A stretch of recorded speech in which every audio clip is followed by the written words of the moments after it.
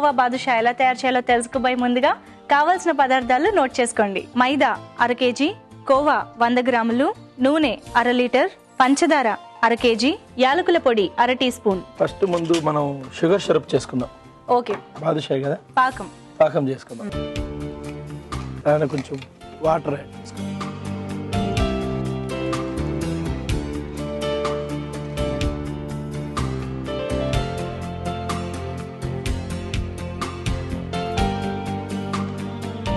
పక్కన పెట్టేసుకోవచ్చు.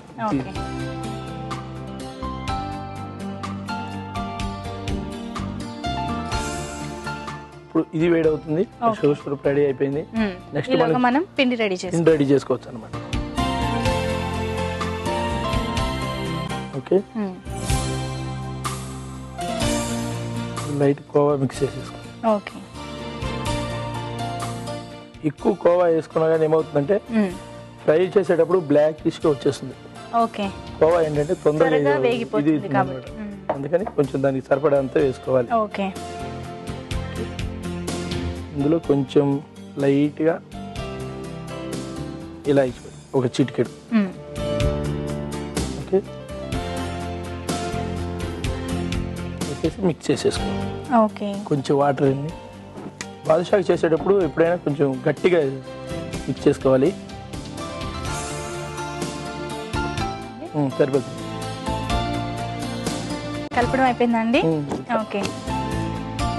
కొంచెం అంటే మనకి ఏ సైజు కావాలో ఆ సైజుని బట్టి కొంచెం మంచిగా బాదుషా ఆకారంలో ఇట్లా ఉతుకోవాలి. ఇలా పెట్టుకో. ఓకే. అయిపోయింది కదా. ఓకే. ఆయిల్ వేసేసుకుందాం.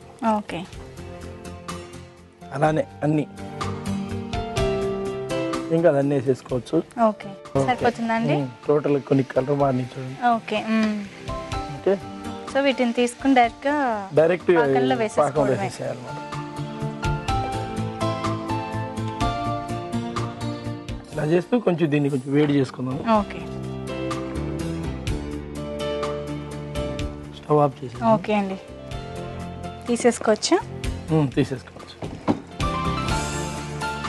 Okay, khoa badusha ready.